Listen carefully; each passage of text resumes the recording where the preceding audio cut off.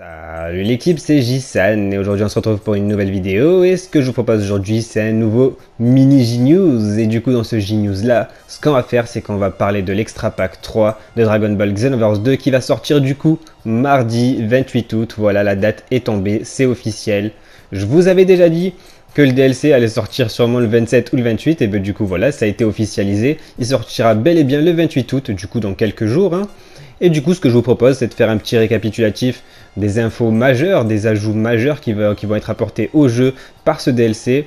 Et du coup, on va commencer tout d'abord avec Baby Vegeta et Kefla. Voilà, ce seront les deux personnages qui vont être ajoutés dans ce DLC, ainsi que 5 nouvelles quêtes parallèles. Et du coup, c'est dans ces 5 nouvelles quêtes parallèles-là qu'on débloquera les 8 nouvelles techniques.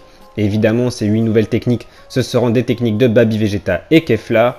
On aura également 4 nouveaux costumes, dont le costume de Tapion, un de C18, un de Janemba, et je pense que le dernier costume ce sera une tenue de Toa en bikini, ou la tenue de Kefla. Donc bon, la tenue de Toa en bikini, ça c'est officiel, mais est-ce qu'elle fait partie des 4 nouveaux costumes? Peut-être, je sais pas.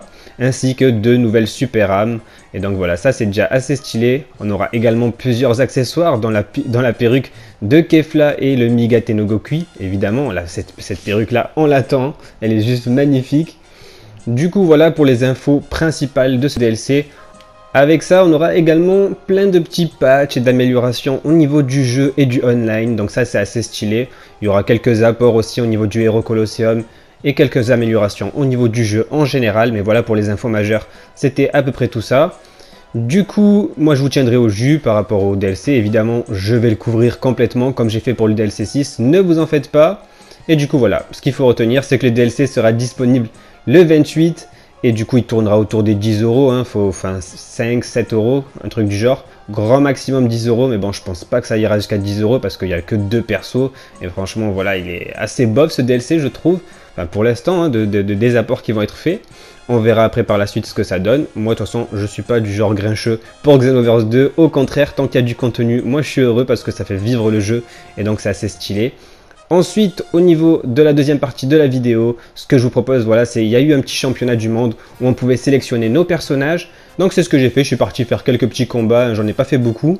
Et du coup, je me suis dit, voilà, ce que je vais faire, c'est que je vais faire une première partie où je vais vous annoncer la date du DLC, ainsi que faire un petit récapitulatif rapide. Et en deuxième partie, de vous laisser avec les combats en musique. Et donc, moi, je vous dis donc à la prochaine. Prenez soin de vous. Ciao.